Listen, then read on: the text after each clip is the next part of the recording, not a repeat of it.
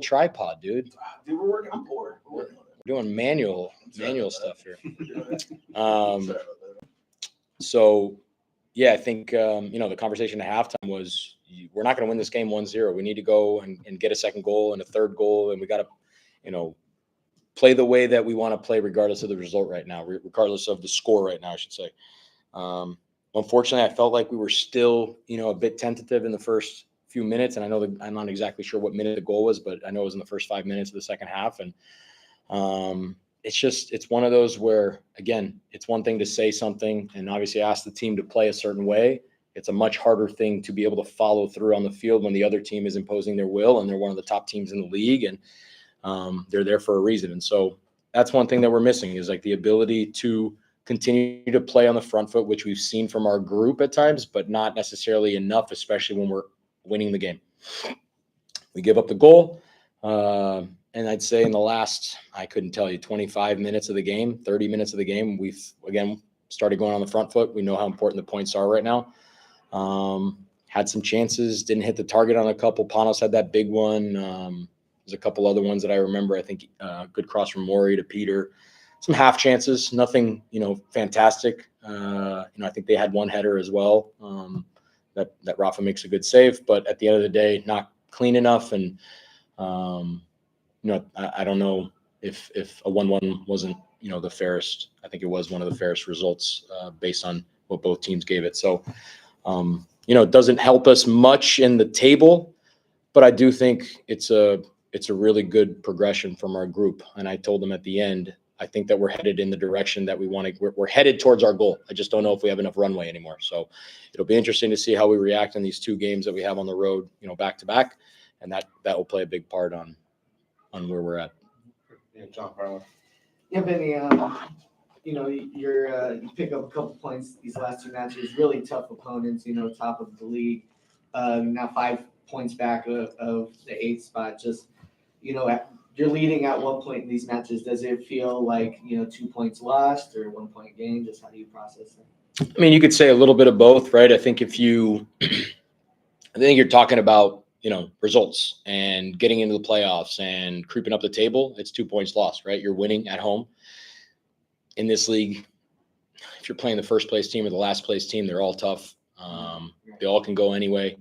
And so I think you'd expect to win. And I think that has to be the mentality. Now, when you talk about performance over the last 2 weeks, right, we've been leading against both top teams. I know Louisville's another one, but 2 out of the top 3 teams in the league and played well against them, had our moments in those games. And so those are always points gained, right? You're not giving points off the bat. You got to go earn them. And so these 2 games, if you don't show up to win or show up to play, you drop 3 points each game and you got 0 of those. And so does 2 feel like enough? Not really. I mean, at the end of the day, I think it keeps us in a place where you're going to have to go on a really good run in the last 6 games of the year, but it's 6 games, right? I've seen many 6-game runs. I think when I first got here, we won 4 out of 5. Right? Can we win 4 out of 5 and draw the last one? I think that's probably enough to make it into the playoffs. Phoenix is a big one. Phoenix is a huge one. I mean, all these games are huge, especially, we play Phoenix, we play El Paso, we play New Mexico. I think the 2 home games are the ones that aren't real 6-pointers. I think Lexington's going to end up, shooting up the table if they haven't already. But those away games, and we're missing one, right? One more away. Hartford. No, Hartford's at home. Hartford and Vegas away. Vegas. So, those 4 games are huge. Can we win all 4 away games?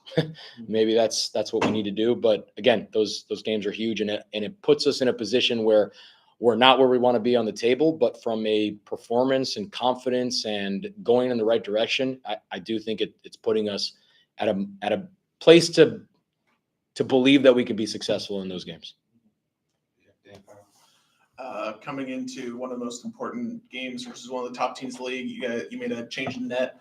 What happened this week that led to that decision? Any insight into that? Look, I think Kendall's done really well for us, but in the last 5 games, we've given up 10 goals.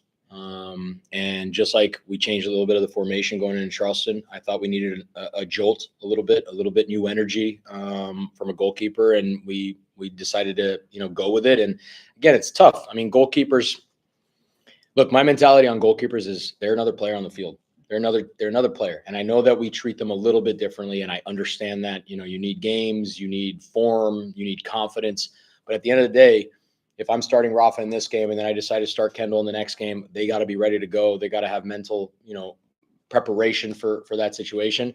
So we wanted to see, what that gave us from a team perspective, if not anything, just a mental, reset a little bit. And I thought Rafa did pretty well. But yeah, I told him as well before this week or during this week, I said Rafa was going to start from here on out the last 7 games, active competition, whether it's obviously being evaluated from the performance in the game, but also in training. Talk about the second half subs, bringing in Trejo and Dom and EJ. Yeah, I mean, look, we saw EJ play last weekend. I thought he did pretty well last weekend. Gave us some moments of, where he imposes his will on the other team, right? He drew some yellow cards last week. He drew some fouls. He got himself into the box in some dangerous moments. Obviously, he scored the penalty kick. So, he's his confidence is growing, I think. And so we wanted to make sure we got him in the game. Obviously, Danny was back. And we want to make sure Trejo got some minutes. I thought he looked really good. Reminded me of his actions against Sacramento in the first game that he was here. Good to see him back. And I think, hopefully we can keep him healthy and he could be a vital part of the team in the last 6 games of the year.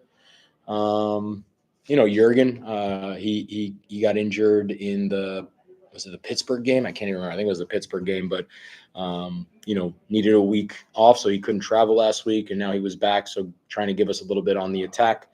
I thought Tyler came in there and gave us a presence in the midfield that we were needing at that moment of the game, and I think he turned a little bit of game from, they were having a little bit more of the game in the first 10, 15 minutes to we had more of the game in the last 30.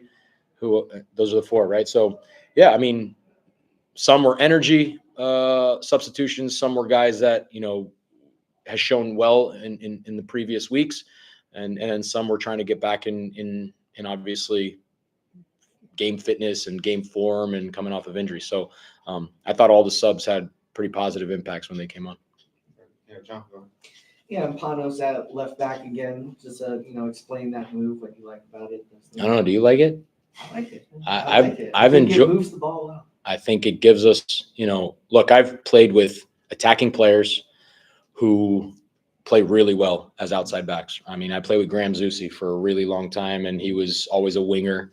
And when we switched him to, when Peter switched him to right back, I thought he picked up the position really well from a defensive standpoint and gave us tons of quality going up the field. And so, I think that Panos has been up and down this season. One of the biggest things that I've told him that I think, it's a cause and effect, not only from his way of playing, but also sometimes our lack of getting him the ball in certain pockets, that he drifts too much in areas of the field that I don't want my 10 to go.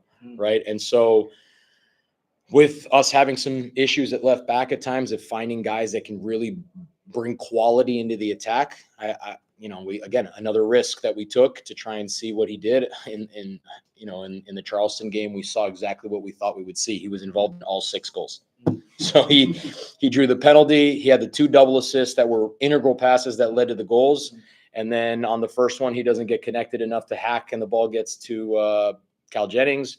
The second one, he gets dribbled for the eventual cross. And the third one, the ball gets split in between him and Hack. And so, look, those are growing pains, right? I think that's a learning process, and I don't blame him. That's on me, right? I put him in a difficult position. I thought he did really well last week to provide us with some more quality into the attack from that position. But I do trust his IQ as well. I think he can get better. And we saw from a defensive perspective, I thought he was much better today. He maybe wasn't as influential, but he still provided some quality coming out of that left back position. And so I've been pleased with what he's given there. I actually think that with his quality, with his engine, he has the ability to run all day. He could be a very high quality left back at a very high level. I mean, I know that as a youth player, he's played at some incredibly high level, places. I could see him, whether it's in the USL, whether it's in, wherever, a higher level in Europe or whatever. And he can play that position. I think he can learn it, and he's got the quality to play as an attacking left back there. Yeah.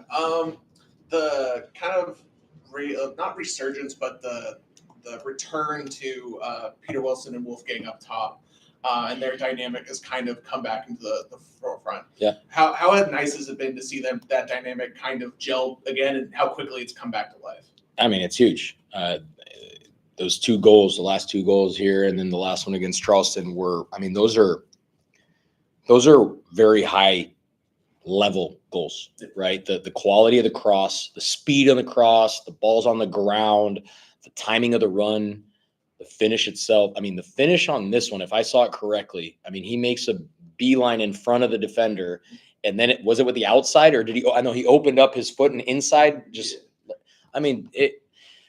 Again, you talk about the quality of the cross. He can't do that in terms of just opening his foot up and passing it, right? Almost making his foot into a wall where now he escorts the ball in if that power isn't coming from the cross. And so, look, I think those guys have a chemistry. Before I even got here, I think that they played really well together. I know that I've utilized them in different ways than they were playing before, but you can see that they understand each other. They understand each other's tendencies, their runs. You know, Peter knows when Wolfie's going to make that cross. So it's been really good to see those guys gel and start, creating some really good chances for us. You guys good? All good? Thank you, guys. All right, guys. I'll bring Peter You back. have a good night. Peter,